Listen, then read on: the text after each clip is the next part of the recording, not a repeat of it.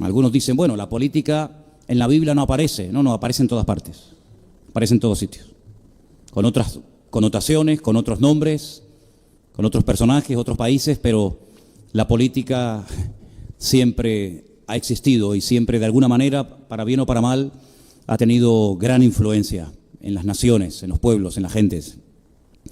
Podríamos hablar del caso de Natán, el famoso profeta Natán, aquel que vivía con David en el palacio en Jerusalén y que fue el responsable de amonestar al rey, nada más y nada menos que al rey David, de su pecado.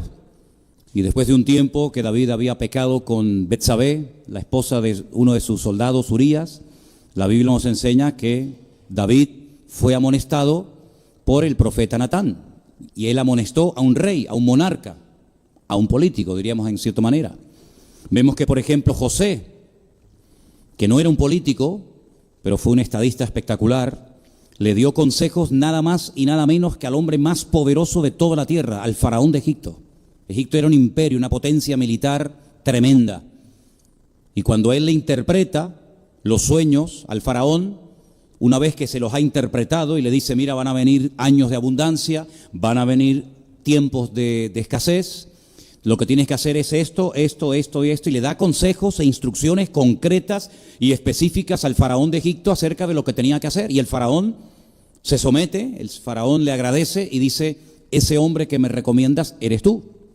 Vemos a Daniel, nada más y nada menos que en Babilonia, la cuna de toda la brujería, de todo lo diabólico, de toda la idolatría del mundo, y allí está Daniel aconsejando y amonestando a reyes como Nabucodonosor, Belsasar y otros.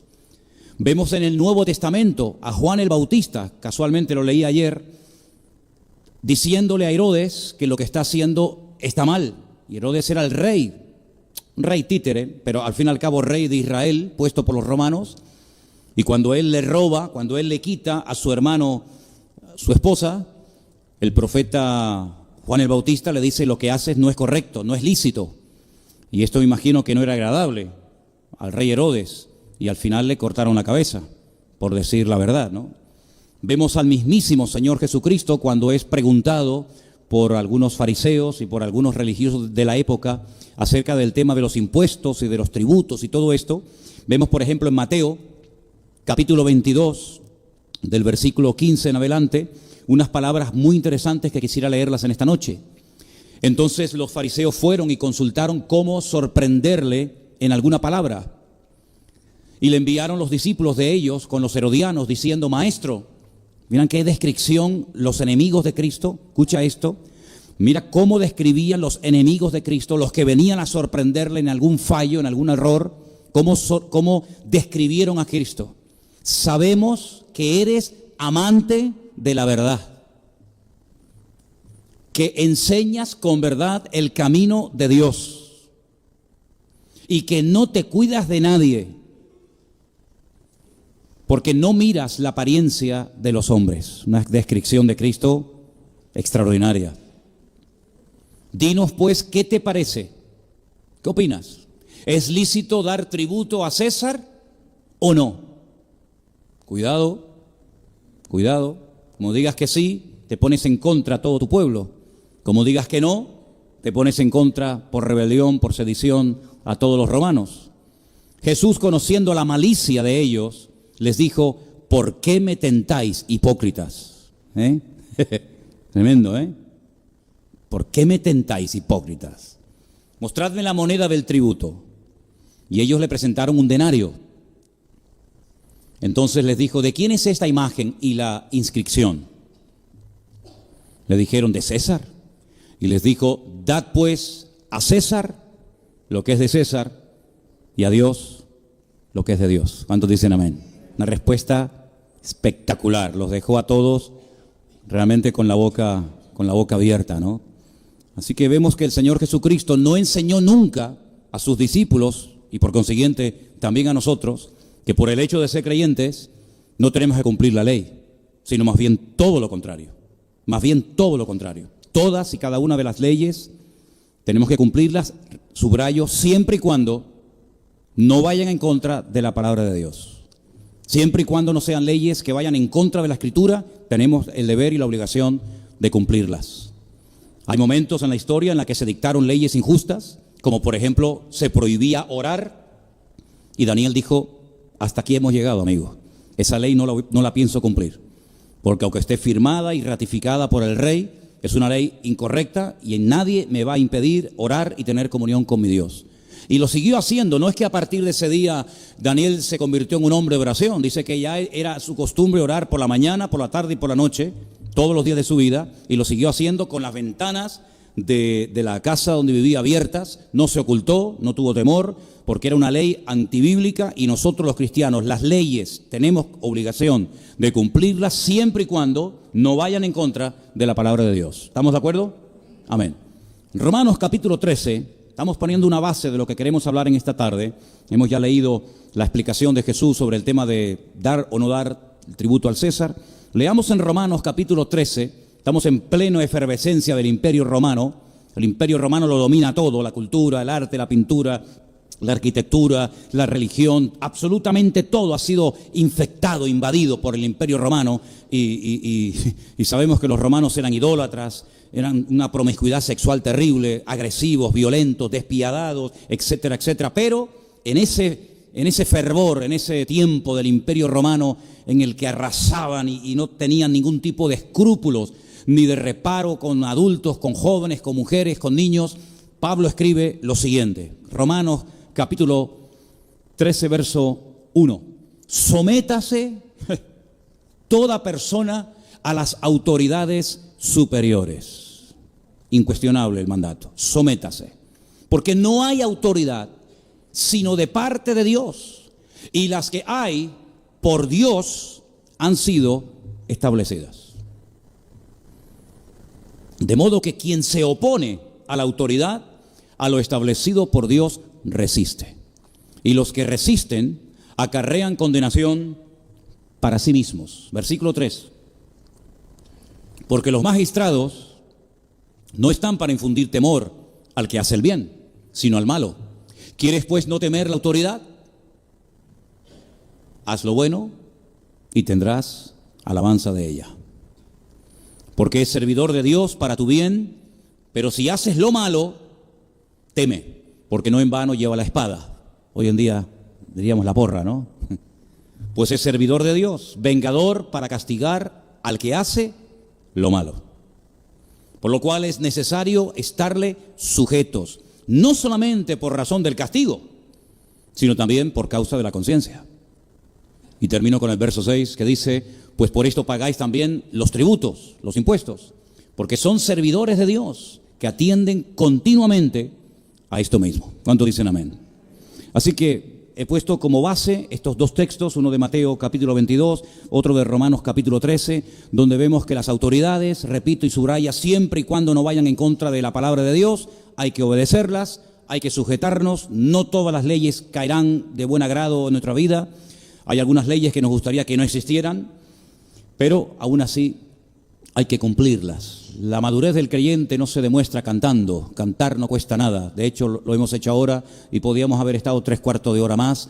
Y puede cantar incluso hasta el inconverso que entra por primera vez a una iglesia y no le cuesta nada, porque encima es acompañado por otros que cantan y le ayudan, y encima tenemos la letra, y etcétera, etcétera.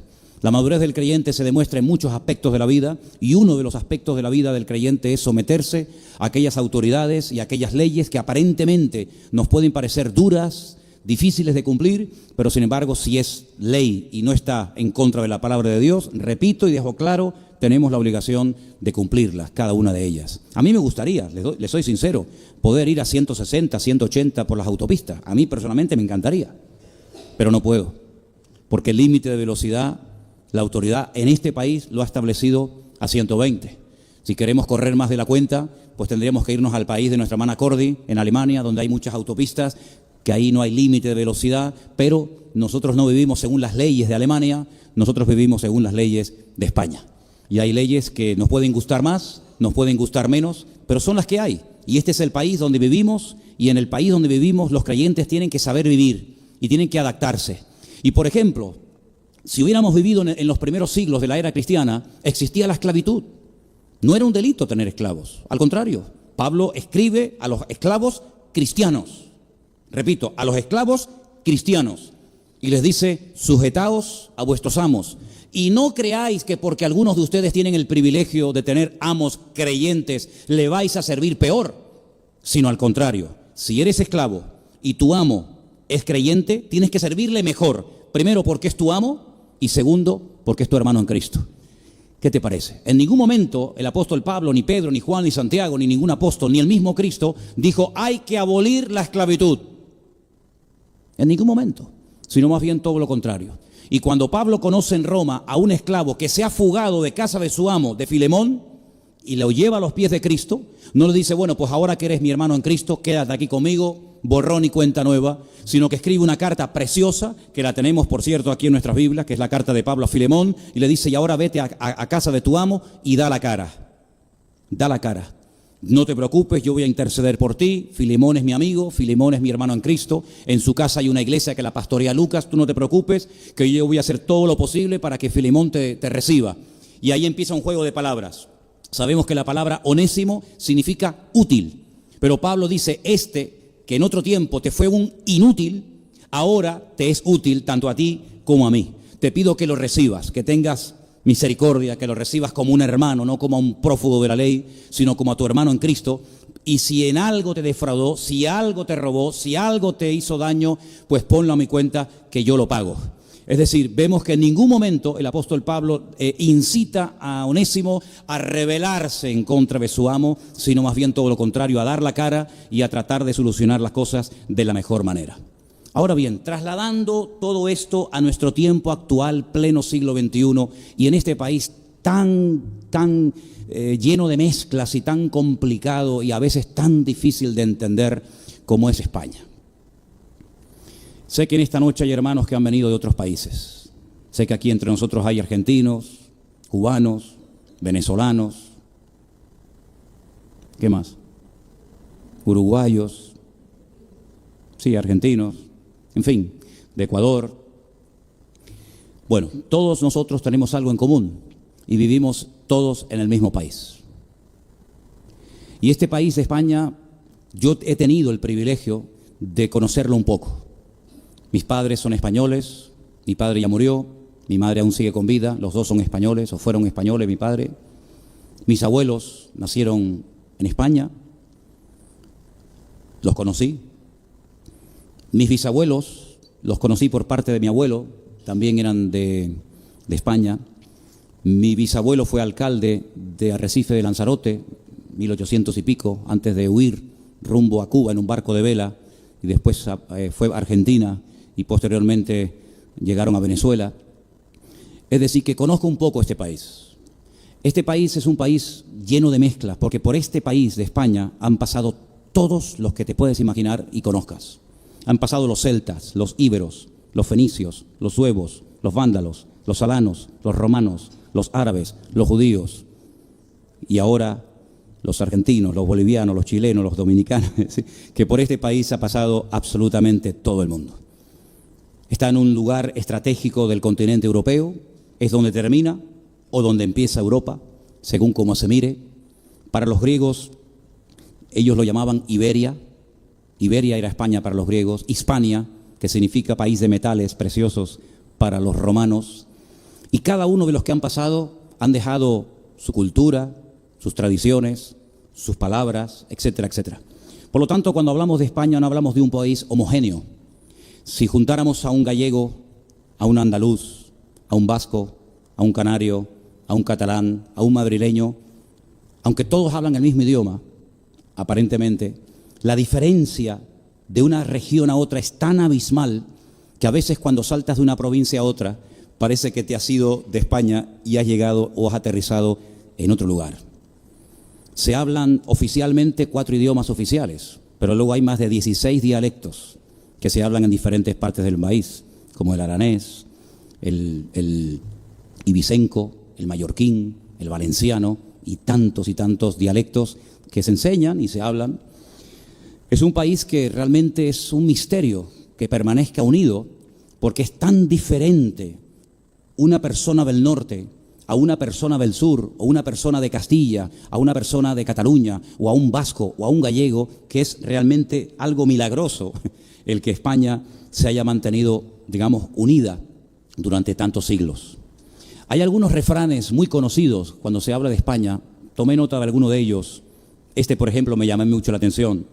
Para unos, para los romanos y para otras personas, decían que España tiene que ser el país más fuerte del mundo, porque los españoles llevan siglos intentando destruirlo y aún no lo han conseguido.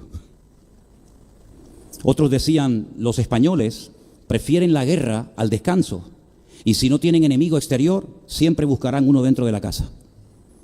Es increíble, ¿no? Ahora, cuando hablamos, por ejemplo, de este país, me llama mucho la atención y quiero que ustedes sepan eso, y se lo decía a Irle hace un rato para que se enseñe esto en la escuela dominical de los niños. España aparece en la Biblia en 3 ocasiones, tanto en el Antiguo como en el Nuevo Testamento. Claro, el nombre de España en el Antiguo Testamento no era el de hoy en día. En el libro de Abdías, que es un libro muy pequeñito, que no tiene ni un capítulo, sino son todos versículos, concretamente en el versículo 20 de Abdías dice: y los cautivos de este ejército de los hijos de Israel poseerán lo de los cananeos hasta Sarepta, y los cautivos de Jerusalén que están en Sefarat, ese es el nombre de España en hebreo y en el Antiguo Testamento, Sefarat, los españoles son los sefardíes, en Sefarat poseerán las ciudades del Negev, del desierto del sur de Israel. Así que España aparece con su nombre primitivo, su nombre bíblico, como es Sefarat en el Antiguo Testamento.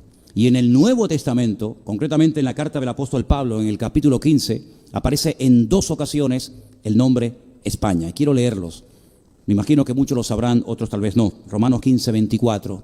Cuando vaya a España, palabras de Pablo, iré a vosotros, porque espero veros al pasar y ser encaminado allá por vosotros, una vez que haya gozado con vosotros. Y el versículo 28, mas ahora voy a Jerusalén, el 28, ahora voy a Jerusalén para ministrar a los santos. Así que cuando haya concluido esto y les haya entregado este fruto, pasaré entre vosotros rumbo a España. En 3 ocasiones, 2 veces en Romano y una vez en el Antiguo Testamento, aparece el nombre de España. De aquí salió un señor que algunos dicen que era español, otros dicen que era genovés, otros dicen que era judío, otros dicen que era portugués, y la verdad es que la historia aún no se ha terminado de poner de acuerdo. Lo que sí todo el mundo sabe es que Cristóbal Colón era un asiduo lector de la palabra de Dios. Era un hombre que leía la Biblia. Era un hombre que creía que tenía una misión en esta vida, y él es el que se atreve a ir a Fernando y a Isabel, los reyes católicos, a pedirle financiación para ir por las Indias, pero por una ruta mucho más corta, porque él consideraba, por el diario de Cristóbal Colón que se encuentra en el Archivo de Indias en la ciudad de Sevilla, que la tierra no era plana, como se decía hasta entonces, sino que la tierra era redonda. Y Cristóbal Colón salió rumbo a América, paró aquí en las Islas Canarias, estuvo en la isla de Las Palmas, estuvo también en la isla de La Gomera, donde tuvo una especie de romance con la condesa de Peraza, etcétera, etcétera. Y bueno, no vamos a entrar en esos detalles, pero este fue el último puerto que tocó Cristóbal Colón antes de ir a América, y salió del puerto de Palos, que como bien saben ustedes está en el sur de España, concretamente en la provincia de Huelva. Fue en este país donde un sacerdote, nacido en un pueblecito de la provincia de Badajoz, un pueblo que hoy en día solamente tiene 1.300 habitantes. Si hoy en día tiene 1.300 habitantes, imagínense en aquellos tiempos, pueblo de Montolín. Ahí nació un cura llamado Casidoro de Reina, un hombre que se jugó la vida primero repartiendo el Nuevo Testamento, que ya estaba traducido, y salía por las calles a repartir el Nuevo Testamento que habían traducido otras personas y que murieron quemados en la hoguera. Casidoro de Reina, que fue un sacerdote cartujano en un monasterio de Sevilla, este hombre, motivado por el deseo de que el español pudiera tener la Biblia en su propio idioma, jugándose la vida, viaja a Alemania, viaja a Suiza y definitivamente traduce la Biblia, que hoy en día la pueden leer más de 577 millones de seres humanos que hablan el idioma que yo estoy hablando en esta noche. 577 millones de seres humanos pueden leer la Biblia en castellano, en español, gracias a este hombre que nació en un pueblo tan pequeño que hoy en día tiene, como acabo de decir, solamente 1.367 habitantes, Montolín, en la provincia de Badajoz. Pero no todo ha sido bonito, no todo ha sido romántico, no todo ha sido precioso. Este es el país que inventó el Tribunal del Santo Oficio, que empezó nada más y nada menos que en 1478, pleno siglo XV, y se terminó definitivamente en 1834, siglo XIX, la famosa Santa Inquisición. Es interesante que cuando firmaban y sentenciaban a la gente a la muerte, a la hoguera, a la crucifixión o como fuera, ponían un sello, y en el sello había una inscripción que decía «Surge Domine et judica causam tuam», y significa «Álzate, oh Dios, al defender tu causa». Salmo 73, versículo 74. Cientos, tal vez miles de personas murieron quemadas, torturadas por el delito de ser cristianos, aunque también ya aprovecharon para hacer una purga y limpiar España de brujas y de enemigos del rey, etcétera, etcétera.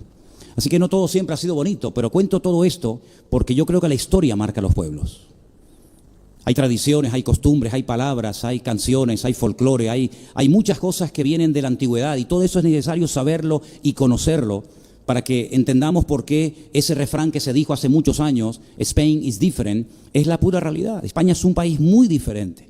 No sé cuántos de ustedes conocen lo que llamamos nosotros la península, pero es realmente un país lleno de mezclas. Lo que comen, lo que cantan, cómo vive la gente en el País Vasco es completamente diferente a cómo vive un andaluz de Sevilla. O te vas, por ejemplo, a Cataluña, que nunca fue un reino independiente, siempre formó parte del reino de Aragón. Esa es la pura realidad. Cómo vive un catalán, cómo piensa un catalán, qué canta un catalán, cómo vive, cómo come, cómo actúa frente a la vida y lo comparas, por ejemplo, con un extremeño y no tiene absolutamente nada que ver. O por ejemplo, un canario con un gallego con un madrileño con uno de Cuenca. Así, son como países dentro del mismo país. Ahora, poder llevar a este país a los pies de Cristo no ha sido tarea imposible, porque hubieron momentos en la historia en los que miles de personas abrazaron la reforma que se estaba produciendo en el corazón de Europa a través de aquellos grandes hombres de Dios que se utilizó en su momento el Señor de ellos, aunque no eran personas perfectas, ni mucho menos, pues no ha sido tarea fácil. En España ha habido mártires, en España ha habido gente que ha dado su vida por la causa del Evangelio, pero no hablo del siglo XIV, del siglo XV, del siglo XVI. Hablo de épocas mucho más tempranas y cercanas a nosotros, donde era un delito salir a la calle a predicar el Evangelio, donde había personas que eran expulsadas de trabajos o no los aceptaban simplemente. Y Elena podría contar experiencias personales de cómo no le dieron un trabajo en un momento determinado porque dijo que era una cristiana evangélica, o en algunas ocasiones cuando yo era mucho más joven y salía, por ejemplo, por las calles a predicar en el puerto de la Cruz, en la Plaza del Chaco, nos llevaban detenidos a comisaría por el delito de predicar el Evangelio al aire libre, o nos confiscaban las Biblias o los folletos que repartíamos en la playa de las Canteras hace años atrás, porque estaba totalmente prohibido y no se podía. Ahora bien, nosotros tenemos a la vuelta de la esquina, concretamente el día domingo, algo que yo he considerado en esta ocasión más que nunca, algo muy importante y creo mi deber hablar acerca de lo que se nos va a presentar el próximo domingo a millones de españoles que tendrán la oportunidad y la libertad de poder elegir, de poder votar y decidir en cierto sentido su destino. Comenzamos el culto con un proverbio que yo quiero que lo volvamos a poner otra vez y que lo tengamos muy, pero que muy presente. Porque la Biblia nos dice que debemos de orar, ahora lo vamos a leer, por las autoridades, someternos a las autoridades, por supuesto, pero tengan en cuenta lo que dice Proverbios, y esto es sabiduría por escrito del rey Salomón. El rey Salomón era un monarca tremendamente poderoso, era un rey, dominaba todo el territorio de Israel, y él escribió, y él dijo que cuando los justos gobiernan, hay alegría en el pueblo. Pero también dijo en ese mismo proverbio que cuando los impíos, los enemigos de Dios, los enemigos de la palabra de Dios, gobiernan y ejercen autoridad y dominan, el pueblo gime, el pueblo sufre y el pueblo realmente lo pasa mal. En este país, en este momento, hay partidos políticos que odian a Dios. Y uno dice, ¿cómo puede ser eso? En este país hay partidos que odian la Biblia. En este país hay partidos que han sido capaces de blasfemar y de permitir procesiones donde el sacrilegio estaba al orden del día. Y en este país hay personas, políticos, con autoridad, porque se las dio el pueblo, que son totalmente anticristo, totalmente anticristiano, y todo eso es un abanico de cosas. Son personas que le han dado total rienda suelta prácticamente, casi al principio era en casos puntuales y hoy prácticamente cualquier mujer puede abortar. Nosotros estamos 100% en contra del aborto, salvo en peligro de la madre, evidentemente, pero partidos que tienen una especie de monotema y uno de ellos es el aborto. El aborto no se puede tocar porque es el derecho que se han ganado las mujeres de este país a pulso. Dijo una vez un gran filósofo español: algún día la humanidad reconocerá que el aborto es un crimen contra la humanidad misma.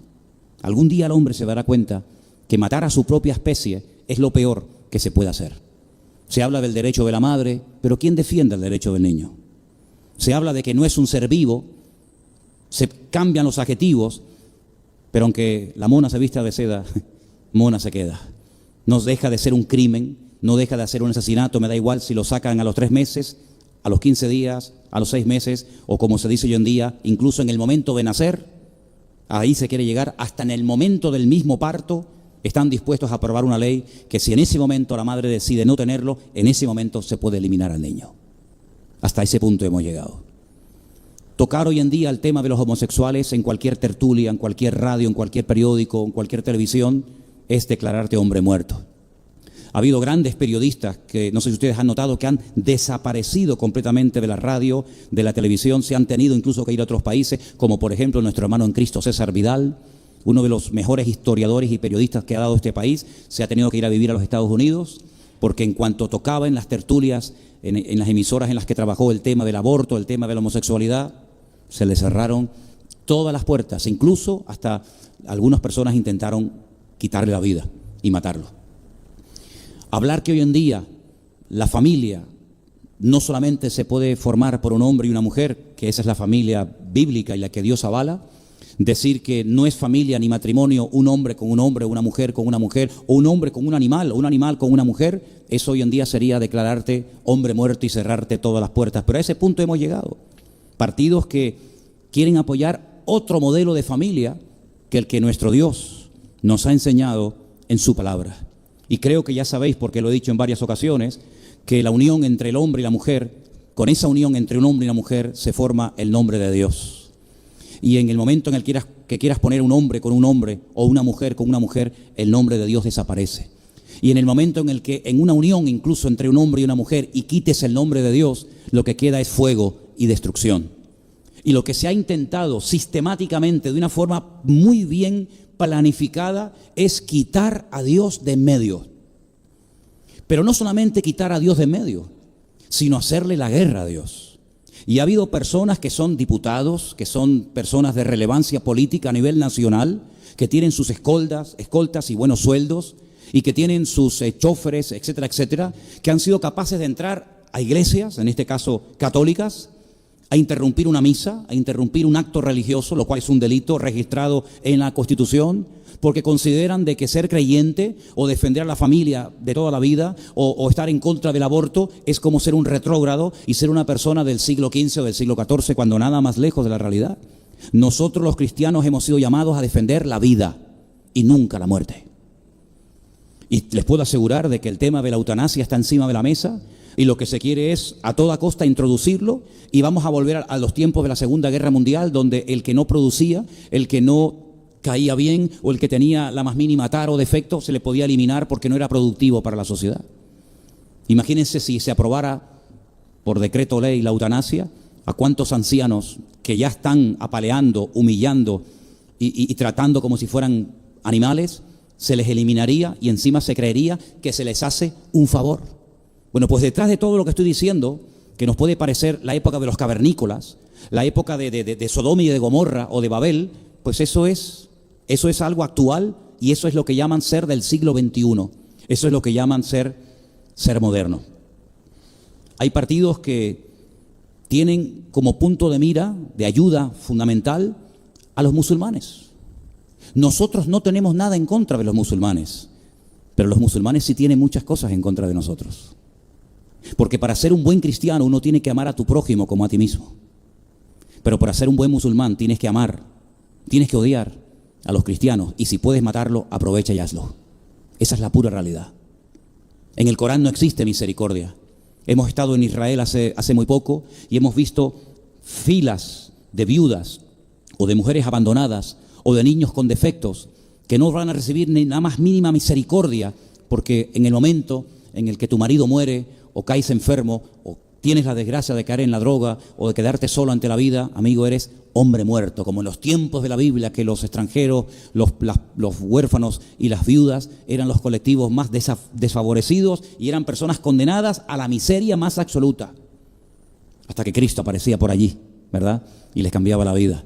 Bueno, pues me acaban de decir hace unos días que van a construir una de las mezquitas más grandes de Europa, aquí en Tenerife, en Adeje, en el sur de nuestra isla. ¿Quién cede esos terrenos? ¿Quién concede esas licencias de obra? ¿Quién financia todo eso? Bueno, dicen, y esto se sabe de toda la vida, ya lo vimos cuando estábamos en Kenia, que fui con Armando en varias ocasiones, Arabia Saudita da más de entre 8.000 y 10.000 millones de dólares todos los años para la construcción de mezquitas por todas partes del mundo. Hemos visto, por ejemplo, en la ciudad de Malindi, en Kenia, mezquitas totalmente vacías, pero cuanto más, mejor, para que pueda haber prevalencia por encima de los cristianos. Y en este país, sabéis que los musulmanes tienen todas las puertas abiertas y reciben subvenciones. La pregunta es, ¿por qué hay ciertos y determinados políticos o partidos que se casan y que se llevan tan bien con los musulmanes? Bueno, es muy fácil entender la explicación, porque así como los musulmanes odian a los cristianos, hay muchos políticos que odian a los cristianos, y todo el que odia a los cristianos, Dios los cría y el diablo los junta. Por esa sencilla razón.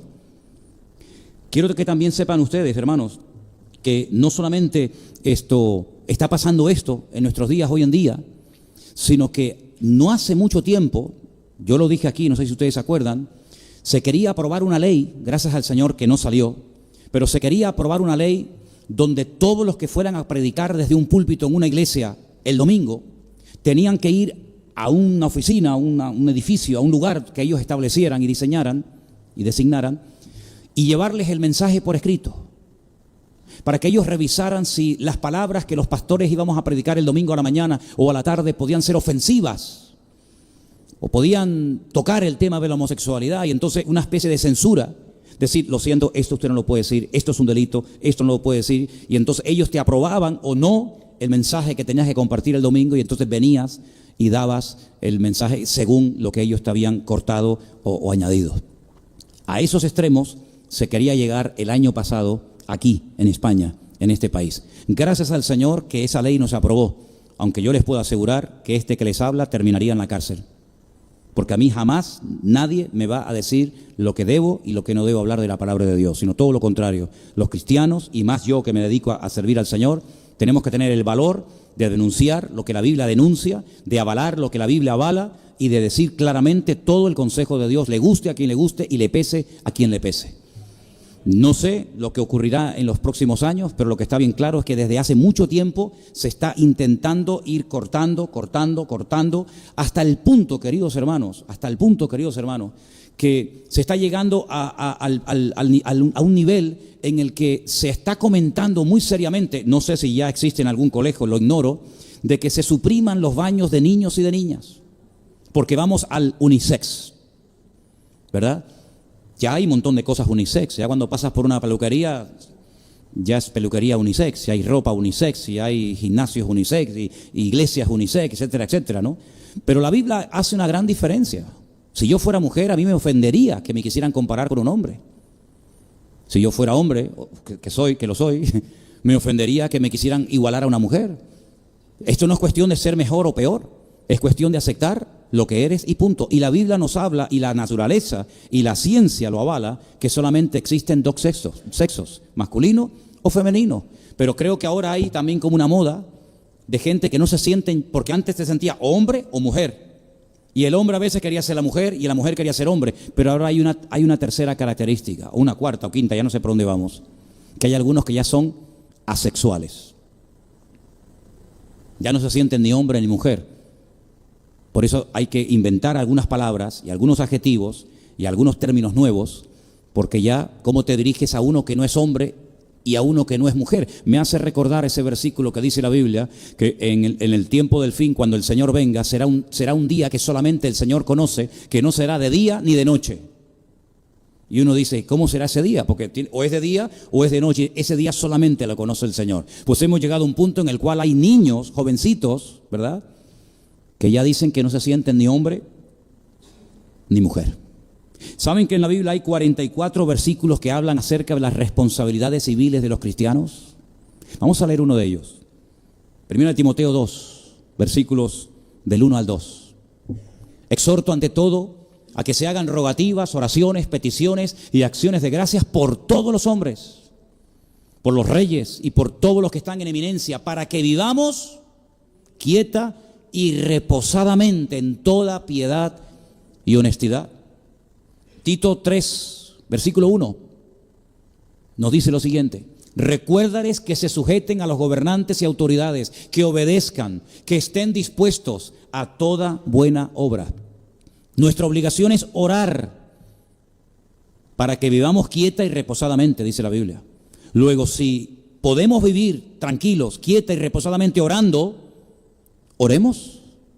Oremos entonces, porque con nuestras oraciones podemos cambiar muchas cosas. No solamente en el mundo espiritual, que ya lo hemos visto, sino que con nuestras oraciones podemos también cambiar muchas cosas que nos van a afectar a todos a partir de la próxima semana. Ahora, el espectro, el panorama político que se nos presenta delante de nosotros es muy variopinto, aunque realmente, les digo con toda honestidad, son todos como loros, repiten más o menos todos lo mismo. Da igual si es fulanito o es menganito, más o menos es una especie de monotono. Así como nosotros creemos que no existe una iglesia perfecta, sino la nuestra solamente, ¿verdad? Así como creemos que no existe una iglesia perfecta, no hay una iglesia perfecta. Amén, hermano, esta no es perfecta. No hay ninguna iglesia perfecta. Tampoco podemos caer en el absurdo de creer que hay un partido 100% perfecto que se va a adaptar al 100% de lo que dice la palabra de Dios.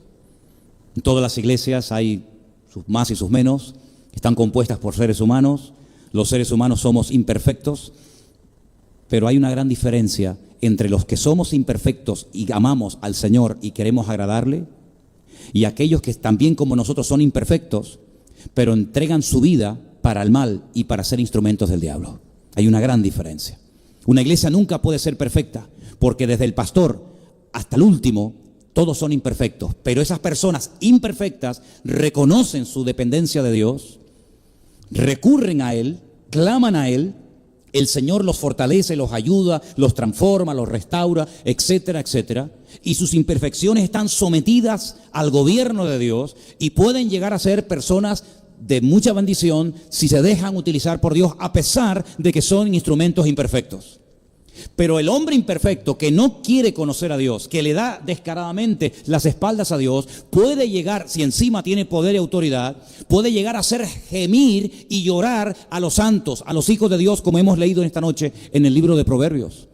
Así que todos somos imperfectos, las iglesias son imperfectas, todos son imperfectos, los partidos también son imperfectos, porque están compuestos por seres imperfectos. Pero dentro de la gran imperfección de la raza humana, hay diferencias, por supuesto que las hay. Yo jamás en mi vida, y ahora hablo a título personal, jamás en mi vida yo daré mi voto ni mi apoyo a un partido que apoya el aborto. Jamás. Jamás en mi vida, porque cada aborto que se celebre y se realice en este país se hará con mi voto y con mi consentimiento. Y mi conciencia me impide apoyar a un partido que apoya el aborto. Y además, hermanos, Europa está envejeciendo a pasos agigantados. La despoblación de los pueblos en España, de la España rural, prácticamente ha casi desaparecido. Hay pueblos donde hay 2, 3, 4, 5 habitantes y pueblos que ya han desaparecido y están totalmente vacíos. Y conocemos algunos de ellos, por Galicia, por Castilla-La Mancha, etcétera, etcétera. Luego es un disparate que en España, en vez de ayudar a tener hijos, se ayuda a no tenerlos. Y a los que lo tienen, a que los aborten y terminen en el cubo de la basura. La Biblia dice que tener hijos es una bendición que viene de parte de Dios. Y el aborto es un asesinato. El aborto es un crimen. es haciendo un mal uso de tu derecho, entre comillas, quitarte de encima lo que te estorba, lo que te molesta y tirarlo al cubo de la basura. Ese cuerpecito de ese futuro médico, abogado, arquitecto, predicador, pastor, etcétera, ese cuerpecito es sinónimo de que Dios es el dador de la vida y Dios es el que da la vida y el que la quita. Y cuando una persona tiene más facilidades para abortar que para parir y criar a sus hijos, eso es un disparate. Y yo nunca en mi vida apoyaré a un partido que apoye la muerte de los niños pequeños. Me da igual si tienen 13 días, 15 días, 6 meses, 1 año o 9 meses, me da exactamente igual. Dentro de todo el espectro político hay partidos que apoyan los matrimonios de homosexuales. Y si yo doy mi voto a un partido que apoya el matrimonio, que no es matrimonio de homosexuales o de lesbianas, cada acto de eso que se realice se hará con el voto que yo en su momento le di. Por lo tanto, creo que lo importante es, dentro de lo que se nos ofrece, dentro de lo que hay, buscar lo que más se ajusta, lo que más se asemeja, lo que más respeta los mínimos de valores y de principios fundamentales, como por ejemplo el principio de la vida. Yo quiero apoyar a un partido que defienda la vida y no la muerte. Y yo quiero apoyar a un partido que nos defienda a nosotros y no tanto a los que saltan una valla insultando, gritando, maldiciendo a las autoridades, como por ejemplo la policía. Y yo doy muchas gracias a Dios por la policía, porque cuando hemos tenido algún problema, entre comillas, con alguna persona que ha venido al culto a perturbar, ¿a quién hemos recurrido? ¿A quién hemos llamado? A la policía. Y la policía ha venido y ha ayudado a solucionar el problema que no teníamos por qué solucionarlo nosotros, pero gracias a las autoridades puestas por Dios han solucionado el problema. Y no es la primera vez ni la última que cuando veo a policías, yo me acerco a ellos y les digo: soy fulanito de tal, pastor del Centro Evangélico Vida Nueva, de la calle Garcilaso La Vega número 13, le doy las gracias por el trabajo que estáis haciendo. Estamos orgullosos de ustedes. Y no me avergüenza al decirlo, sino todo lo contrario. ¿Qué quieren que les diga? Y yo quiero sinceramente que todos y cada uno de nosotros afinemos nuestra conciencia, porque el domingo millones de personas iremos a votar y en conciencia tenemos que decir: Señor, yo voy a apoyar lo antibíblico, yo voy a apoyar lo que se ríe y se mofa de ti, yo voy a apoyar personas que apoyan la muerte en vez de la vida. Todas esas cosas tenemos que ponerlas delante de Dios y orar y decir: Señor, ayúdanos a no equivocarnos, a no apoyar lo incorrecto, a no apoyar lo que no es bíblico. Miren, Juan el Bautista podía haberse callado la boca. ¿A ti qué te importa si Herodes se está acostando con su cuñada? Déjalo a él, tú cállate, tú predica el evangelio. No, pero es que el evangelio no solamente es predicar y hablar de Cristo. El evangelio y la responsabilidad de un siervo de Dios y del creyente es denunciar el pecado, dice la Biblia, ¿sí o no? Juan el Bautista podía haberle dicho: bueno, total, a mí qué más me da, miro para otra parte. No. Y cuando Herodes, el rey de Israel, le dijo a Cristo que quería hablar con él y conocerlo personalmente, Cristo podía haber dicho: qué maravilla, el rey me nos quiere visitar, vamos, hoy por lo menos comeremos calentito. El Señor Jesucristo dijo: id y decirle a esa zorra, que me imagino que no le había sentado nada bien, el que le dijera Jesús, el hombre más famoso del país, el hombre más amado y odiado al mismo tiempo de Israel, que le dijera en su cara al rey de Israel o a los mensajeros del rey de Israel, Herodes, decirle a esa zorra que yo estoy haciendo el trabajo, estoy haciendo la obra de mi padre y que no la voy a interrumpir por ir a atender sus caprichos y sus tonterías. Y lo denunció y lo llamó zorra. Imagínense que nosotros utilizáramos esos calificativos para dirigirnos a las autoridades hoy en día. Sería tremenda, ¿verdad? Una de las cosas que debemos de orar es para que Dios nos dé el valor de denunciar lo que tenemos que denunciar. La Biblia dice que tenemos que ser la sal de la tierra y la luz del mundo. Y la luz sirve para iluminar, para disipar las tinieblas. Y la sal servía para evitar el proceso de descomposición de los alimentos. ¿Cómo vamos a atravesar el desierto con carne y con pescado si no la salamos? Esos animales, eso que hemos pescado o cazado, se va a pudrir por el camino y no vamos a poder hacer uso de ello. Y la sal se usaba para evitar el proceso de descomposición. Y la iglesia, hermano, tú y yo, hemos sido puestos en esta tierra para frenar el proceso de descomposición y por lo menos para denunciar el pecado. Y si quieren seguir pecando, allá ellos, pero nunca podrán decir que no hubo profeta en Israel, como dice la Biblia.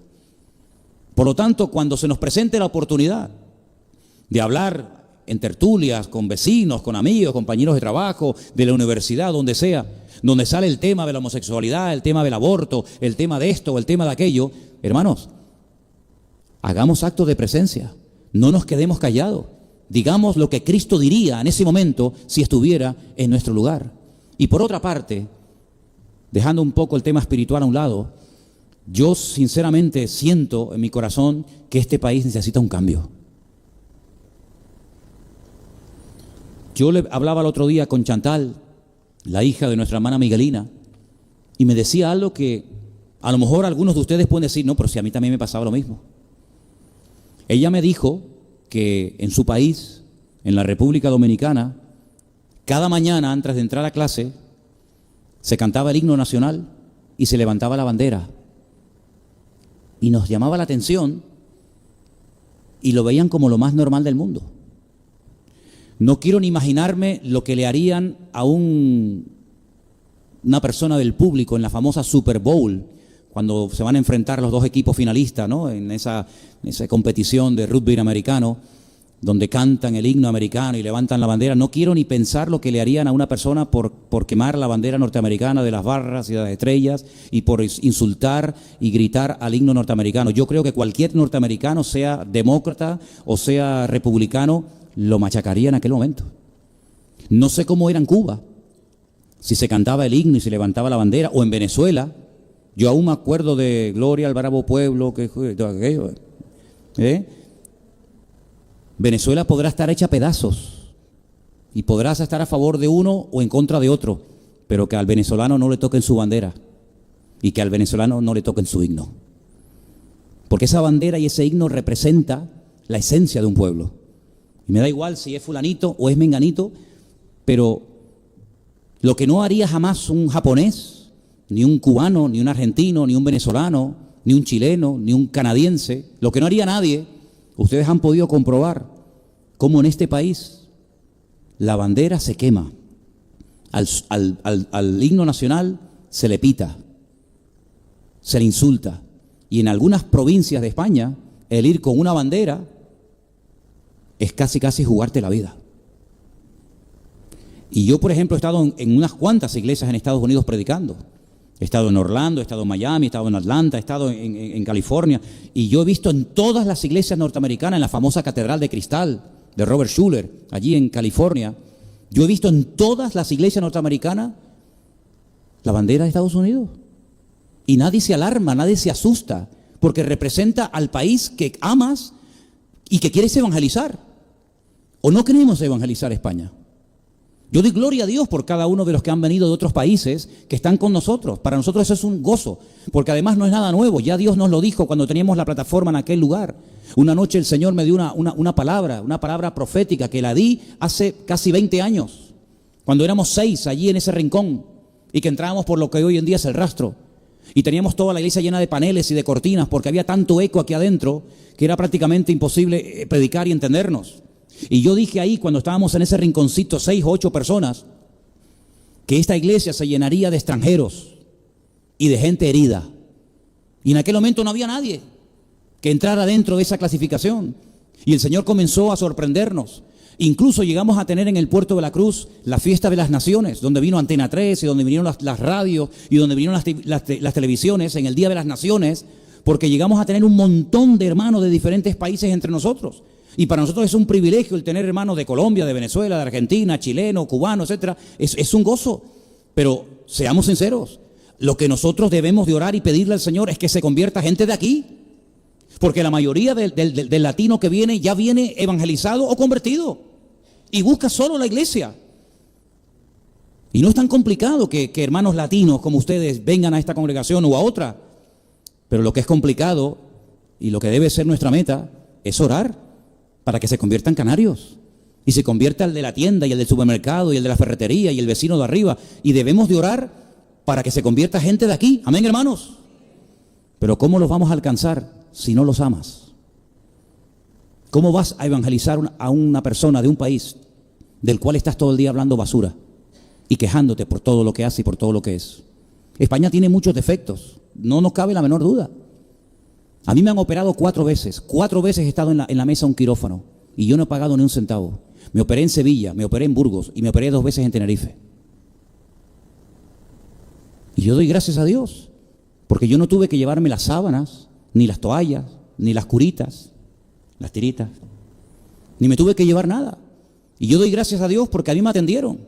Y doy gracias a Dios que Elena ha parido 2 veces y las 2 veces nos han atendido sin ningún problema. ¿Que hay una lista de espera? Claro, faltaría más. Faltaría más que no haya una lista de espera. Pero en Estados Unidos, si no tienes un seguro privado, te mueres como un perro. Y si el seguro que tienes contratado no cubre toda la asistencia sanitaria, te cogen y te ponen en la puerta de la calle. Porque alguien me dijo en Estados Unidos que lo más caro en Estados Unidos es nacer y morir. Ay, amigo. Y aquí, gracias al Señor, nuestra seguridad social, vamos a decir que es gratis, ¿no? Aunque la pagamos entre todos. Yo uso un spray cuando me dan ataques de asma que vale 75 euros. Y cuando lo voy a pagar, creo que me cobran 50 céntimos o algo así. Para mí eso es un privilegio. Si yo tuviera que comprar ese spray cada vez que me da un ataque de asma, imagínense ustedes. Gracias a Dios que me dan, como dicen aquello, de Pascuas a Ramos, ¿no? Pero yo doy gloria a Dios por eso. Y yo doy gloria a Dios de que nosotros hemos podido estar en este local 18 años y nunca se ha metido nadie con nosotros. Y podemos predicar con total libertad y salir a la plaza de la esquina a repartir folletos. ¿Y saben qué? Una noche estábamos Anderson y yo hablando en la puerta de la iglesia y pasó una pareja de venezolanos recién llegados. Y eran como las 11 y pico de la noche, estaban todo el rato mirando para todos lados. Y Anderson le dijo, miren, escuchen una cosa, relájense. Si no, es que mira, digo, relájense. Aquí no va a pasar nada. Aquí no va a pasar nada. Y nunca me olvidaré cuando fui a buscar a unos hermanos que vivieron con nosotros en casa un tiempo, unos hermanos de Argentina, que cuando entré con el coche a la puerta de la iglesia, él se bajó corriendo y empezó a cerrar toda la puerta y le digo, oye, ¿qué te pasa? Dice, no, es que se nos pueden colar. Digo, ¿quién? Las ratas, las cucarachas, lo único. Y nuestra iglesia del Puerto de la Cruz, que no vive nadie, gracias al Señor, nunca hemos tenido ningún problema y no hay rejas, ni sirena, ni alarma, ni perro, ni vallas electrificadas. Y todo eso es un motivo para dar gracias al Señor. Y algunos de ustedes, en momentos puntuales, han recibido alguna paga. Pequeña, insignificante, más o menos, pero la has recibido. Pero cuando estuvimos en Bolivia, en Santa Cruz de la Sierra, en Bolivia, conocíamos a muchas personas que no tenían recursos para la medicina, para la operación. Es decir, España es un país con muchos defectos, sin lugar a dudas, por supuesto. Pero yo doy gracias a Dios por vivir en este momento, en este lugar. Y creo que un cristiano nunca debe de criticar el país en el cual vive. Y más si te está dando de comer. Cuando nosotros fuimos a vivir a Argentina, a mí me gustaba, yo me enamoré hasta del nombre Argentina. Fuimos en el año 90, enero del 90. No, perdón, agosto del año en agosto del 90. Y cuando llegamos a Argentina, el mate, yo tomaba litros de mate, que para mí no sabía nada, pero yo quería ser un argentino más. Y nos invitaban a las 11:30 de la noche los argentinos a hacer un asado y decíamos, pero ¿cómo no vamos a comer un atracón de carne a las 11:30 de la noche? Pero era la costumbre, porque los argentinos, yo siempre he dicho que no duermen. Los argentinos no duermen, media hora y al día siguiente se levanta y va a trabajar. Y nos gustaba todo de Argentina. Todo, la carne, el folclore, la comida, la gente, el acento, todo nos gustaba. Y pudimos viajar por Catamarca, por La Rioja, por Mendoza, por Bariloche, por Buenos Aires, por Córdoba, y todo nos gustaba. Y jamás en mi vida se me puede decir que cuestioné o critiqué a los argentinos. Y además, para más inri, hasta mi yerno es argentino. De lo cual estoy muy contento. Porque mi hija pequeñita, que fue argentina, que años más tarde se enamoró de un argentino, tiene narices, ¿eh? Es que se cierra el círculo, ¿verdad? Y cuando estábamos allí nos llamaba la atención que los argentinos presumían del clima que tenían o que tienen. Y se nos acercaban y nos decían, aquí, nosotros, esto es lo mejor del mundo. Aquí tenemos los 4 climas. Tenemos primavera, tenemos verano, otoño, invierno. Y nos echábamos a reír. Porque decíamos, nosotros vivimos en una isla así que ni se ve en el mapa. Y tenemos en el mismo día los 4 climas. Te vas al Teide y estás allí muerto de frío. Hace poco nos pasó, nos fuimos Elena y yo con la moto a Vilaflor, dicen que es uno de los pueblos más altos de España, un frío, con nuestra mochilita, unos bocadillos, un termito, nos fuimos allí a la montaña y estábamos allí muertos de frío. Digo, mi madre, qué frío es aquí. Bajamos, nos fuimos a Bades y vimos a todo el mundo bañándose en la playa. Y te vas a Tacoronte, donde vive Priscila, que vive en lo que es Ucrania, Siberia, siempre lloviendo, siempre niebla, todo el mundo hecho polvo, ¿eh? Y después te vas a otro sitio, un viento. Mi suegra llegó a decir un día, nunca me olvidaré, Esperanza, es que aquí cambia el clima de una calle a otra. ¿Es verdad? Te vas a la calle de Mercadona, sol perfecto, los niños jugando en el parque Don Quijote. Te vienes aquí un viento que el que tenga peluquín te lo tiene que amarrar con chicle porque se te vuela. Estás en la acera de enfrente y Dios, qué calor. Estás para acá, uy, qué frío, no hace un frío más cosa. Y aquel me hablaba de los 4 climas. Digo, pues si esto es nada, y aquí tenemos los 4 climas. Como se come aquí, no se come. No. Presumían de todo, presumían del clima, presumían de la comida. Y nosotros, hermanos, todo lo cuestionamos, todo lo criticamos. Qué diferentes somos, ¿verdad? ¿Cuándo vamos a comenzar a darle gracias a Dios por vivir en un lugar donde hay algo que no se puede comprar con dinero, y es tranquilidad? Gloria a Dios, vivir con tranquilidad. ¿Verdad? El poder estar aquí en la iglesia sin miedo a que te asalten, que la pistola, hermano, eso es una bendición de Dios, ¿verdad?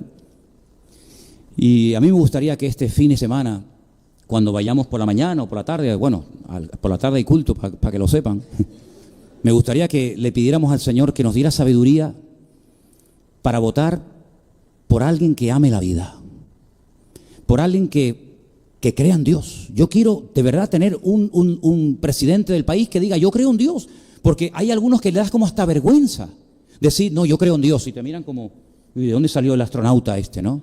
El extraterrestre.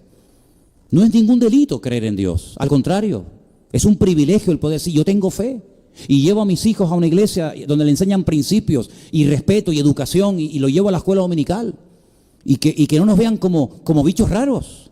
Y que cuando hablemos de matrimonio, pues que sea algo normal, porque el matrimonio es algo normal y no es algo anormal. Amén, hermanos. Así que me gustaría que en esta tarde oráramos al Señor, porque yo creo que ha llegado el momento de ser valientes, ¿sabes? No sé si ustedes se han dado cuenta, pero tú puedes, por ejemplo, hablar de lo que quieras en este país, de lo que quieras. Pero en el momento en el que te salgas de la línea que ellos han establecido, automáticamente, amigo, eres hombre muerto, ¿verdad? Puedes criticar a quien quieras, hablar de lo que quieras, pero como digas algo de estos colectivos que son capaces de parar ciudades enteras, que están todo el rato pidiendo y demandando cada vez más, pues a mí no me gustaría que España fuera invadida por mezquitas musulmanas. ¿Qué quieres que te diga? No me gustaría. A mí me gustaría que España fuera invadida por iglesias cristianas que predican el Evangelio y que nos dieran facilidades a nosotros los pastores. Sinceramente me gustaría eso. Y por eso yo quiero que oremos, porque hay 2 posibilidades. Miren, el lunes podemos encontrarnos con una de estas 2 posibilidades. O Dios permite, por la razón que Él quiera, que venga un tiempo de sacudida a la iglesia, un tiempo de vara, que Él lo puede permitir, como lo está permitiendo en otros países, para llevar a su población de rodillas, o puede permitir un tiempo de alivio para la iglesia del Señor. Probablemente algunos me critiquen en internet o en YouTube cuando diga esto, pero yo creo, como dijo el presidente de Israel, Benjamín Netanyahu, que este presidente de los Estados Unidos, Trump, con todos los defectos y con todas las cosas raras que pueda tener, es como un bálsamo para el pueblo de Dios. Y que nadie toque a los cristianos en este momento en Estados Unidos porque es hombre muerto, ¿eh? Y me parece bien que se defienda a los cristianos. No sé cuánto durará esto, no lo sé. Pero cuando una persona ama y respeta al pueblo de Dios, por lo cual también a Dios, y algo muy importante que no se suele decir, y respeta y valora al pueblo de Israel, para mí tiene todo el apoyo. Me da igual que esa persona tenga sus defectos como yo tengo los míos, pero cuando una persona respeta la Biblia, respeta la creencia en Dios, respeta la familia, es pro vida y no pro muerte, y encima habla bien del pueblo de Israel, ¿yo qué quieren que les diga, hermano? A mí me da paz, aunque cometerán sus errores, como todos los seres humanos cometerán sus errores, porque por eso somos seres humanos, ¿verdad? Pero yo quiero pedirles a todos ustedes en esta noche que oremos para que podamos vivir quieta y tranquilamente en los próximos años que nos quedan de vida. ¿Cuántos dicen amén?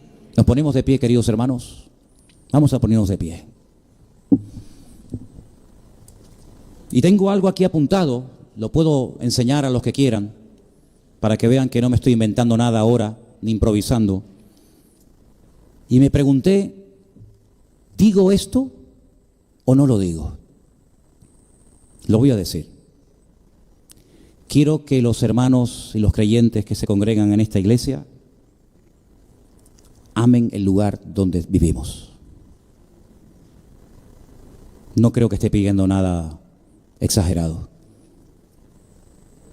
Yo sé que la tierra tira, yo sé que tienen familiares en sus países, pero todos los que estamos aquí debemos de vivir el lugar donde Dios ha querido que nuestros padres nacieran, se conocieran, se casaran y naciéramos nosotros. Y eso no ha sido casualidad. Yo creo que el Señor ha permitido que mis padres, que se conocieron en Caracas, en Venezuela, se enamoraran, se casaran. Yo nací en Caracas, viví los primeros 10 años de mi vida